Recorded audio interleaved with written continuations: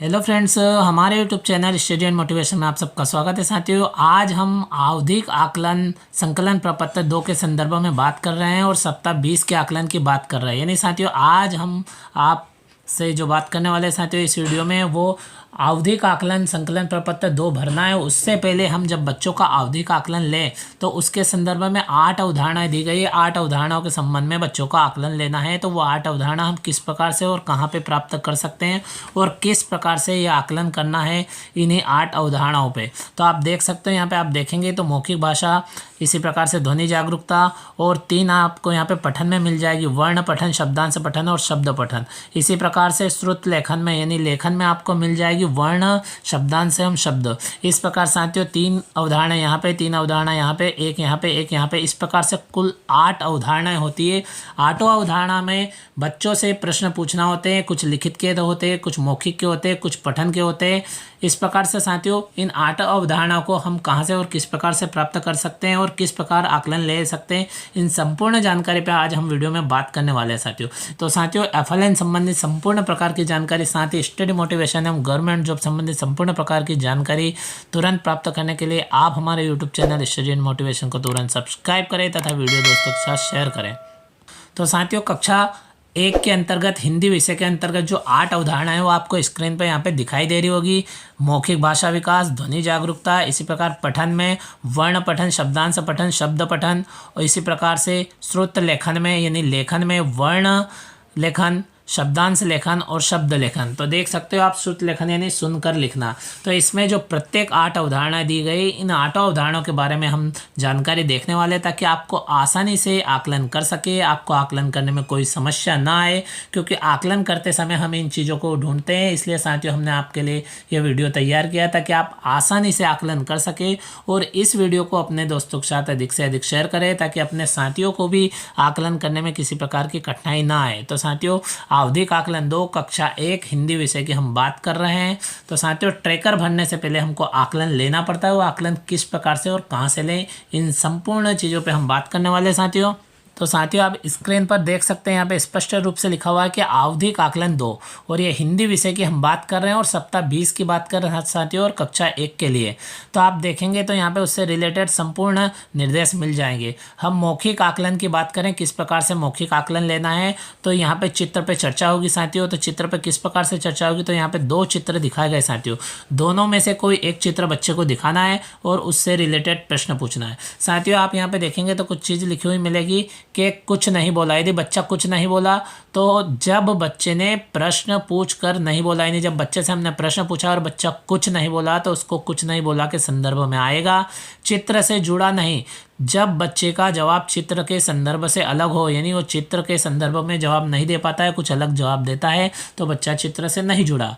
और पूरे वाक्य और चित्र से जुड़ा, यानी बच्चा जब कम से कम 4 शब्द इससे जुड़े हुए, चित्र से जुड़े हुए बताता है तो बच्चा चित्र तथा वाक्य से जुड़ गया। इस प्रकार साथियों आप देख सकते हो। और ये जो मौखिक भाषा विकास का जो कॉलम है, इसमें हमको राइट का निशान लगाना है साथियों जब ट्रैकर भरें। तो इसी क्रम में दूसरी जो अवधारणा है ध्वनि जागरूकता की, तो इसके अंतर्गत हमको शब्दों की आवाज़ की संख्या बताना है। तो शब्दों की आवाज़ की संख्या कैसे बताएं, तो पहले हम शब्द की बात करें तो आप साथियों यहाँ पे देख सकते हो, आपको यहाँ पे शब्द मिल जाएंगे 1 2 3 4 5 6 7 और 8। इस प्रकार से 8 शब्द दिए। तो साथियों आप देख सकते हो कि 8 शब्द दिए गए, इनमें से बच्चों की आवाज़ों की संख्या पूछना है। इनमें से कोई से भी शब्द आप पूछ सकते हो। और नोट में आप देखेंगे लिखा हो कि शब्द को आवाज़ की इकाई के स्तर पर ही गिनना है। तो किस प्रकार से गिनना है, तो आप यहाँ पे देख सकते हैं। यदि कमल है तो कमल के अंतर्गत 3 आवाज़ें आती है। तो 3 आवाज़ें कौन कौन सी है, तो क, म और ल। और इसी प्रकार से मोती है तो मोती में 2 आवाज़ है,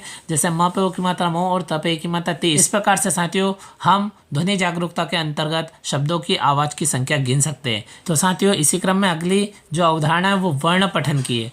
तो ये वर्ण है, आपको यहाँ देखेंगे तो आपको कुल 31 वर्ण लिखे हुए दिखाई दे रहे हैं साथियों। तो इन 31 वर्णों में से बच्चे से वर्ण पूछना है और जितने बच्चा बता देता है उसकी एंट्री हमको साथियों ट्रैकर में करना है। तो आप साथियों देख सकते हो। और ये जो 31 यहाँ पे लिखा हुआ है, ऐसा 31 लिखा हुआ आपको साथियों ट्रैकर में भी मिल जाएगा।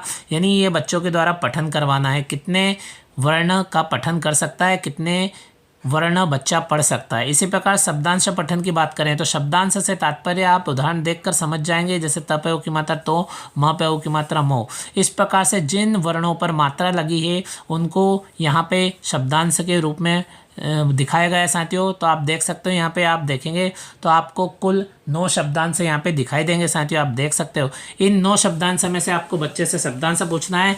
जिस शब्दांश को बता दे उन शब्दांश को गिन ले और वो संख्या हमें ट्रैकर में फिल करना है। और ट्रैकर संबंधित संपूर्ण जानकारी आपको आगामी वीडियो के रूप में मिल जाएगी साथियों।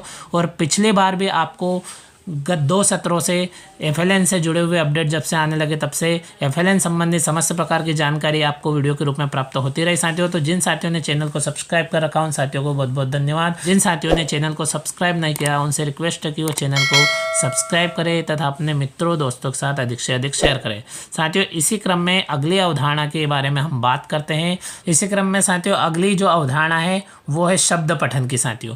तो पहले वर्ण पठन हो गया, फिर शब्दांश पठन हो गया साथियों। जब आप अपने शिक्षक संदर्शिका में ये चीज़ देखेंगे साथियों, ये आपकी शिक्षक संदर्शिका में आवधिक आकलन 2 के निर्देश के रूप में देखने को मिल जाएंगे साथियों। आपकी शिक्षक संदर्शिका में संपूर्ण जानकारी दी गई है। यहाँ पे शब्दांश जो लिखा हुआ साथियों, ये यहाँ पे शब्द लिखा हुआ आएगा। ये गलती से प्रिंट मिस्टेक के कारण आपको यहाँ पे दिखाई दे रहा साथियों, यानी यहाँ पे शब्द पठन का है, क्योंकि पहले शब्दांश पठन का हो गया, वर्ण पठन का हो गया, अब शब्द पठन का है। तो आप देख सकते हो यहाँ पे शब्द लिखे हुए, ये जो शब्द आप देखेंगे तो कुल आपको यहाँ पे 12 शब्द दिखाई देंगे। आप यहाँ पे जोड़ सकते हो और इसी प्रकार से इन 12 शब्दों में से सही पढ़े गए शब्दों की संख्या हमें ट्रैकर में ऐड करना है, यानी ये बच्चों से पठन करवाना है। इस प्रकार साथियों ये पठन संबंधित 3 अवधारणाएं हो गई। इसी संदर्भ में अब श्रुत लेखन या सुनकर लिखना जिससे तात्पर्य उससे संबंधित आप देखेंगे तो यहाँ पे आप देख सकते हैं, उससे रिलेटेड जानकारी भी आपको यहाँ पे मिल जाएगी। हम स्क्रीन पे इन जानकारियों को बड़ा कर लेते हैं। इसको लिखित आकलन के रूप में भी माना गया है साथियों। तो आप देख सकते हो इसके अंतर्गत 3 चीज़ें दी गई हैं यहाँ पे साथियों। यहाँ पे देख सकते हैं पहला है वर्ण लेखन, जिसे हम श्रुत लेखन भी कहते हैं साथियों। तो यहाँ पे वर्ण दिए गए हैं, तो कितने वर्ण दिए गए तो आप काउंट कर लीजिएगा। 12 वर्ण यहाँ पे दिए गए हैं। इन 12 वर्णों को बोलना है, शिक्षक के द्वारा बोले जाएंगे और इनमें से बच्चों के द्वारा लिखना है। यानी आप सब जानते हो कि ये कार्य अभ्यास पुस्तिका में किया जाएगा। अभ्यास पुस्तिका में वहाँ पे 20वें आकलन में खाली जगह दी गई साथियों। इस प्रकार से बच्चे जितने शब्द लिख लेगा वो वहाँ पे अंकित कर देगा। इसी प्रकार शब्दांश लेखन की बात करें तो शब्दांश लेखन के संदर्भ में भी यहाँ पे 10 शब्दांश दिए गए हैं। आप देख सकते हो ये शब्दांश शिक्षक के द्वारा, यानी जो शिक्षक साथी हैं उनके द्वारा बोले जाएंगे और छात्र अपनी अभ्यास पुस्तिका में लिखेंगे। इस प्रकार साथियों आप देख सकते हैं। इसी क्रम में शब्द लेखन की हम बात करें तो उसके अंतर्गत आप देख सकते हो यहाँ पे शब्द लेखन से संबंधित भी 8 शब्द दिए गए।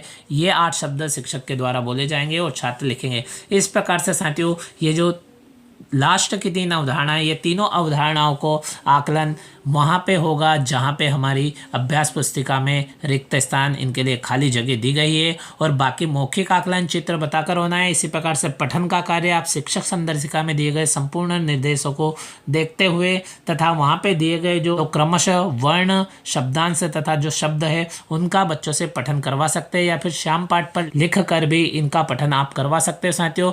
इस प्रकार से ये जो जानकारी आपको कक्षा 1 और 2 के लिए जो हिंदी की शिक्षक संदर्शिका है उसके पेज नंबर 276 पर आप देखेंगे तो वहाँ से लेके 276 से लेके आपको 278 यानी 3 पृष्ठों में आपको जानकारी मिल जाएगी साथियों।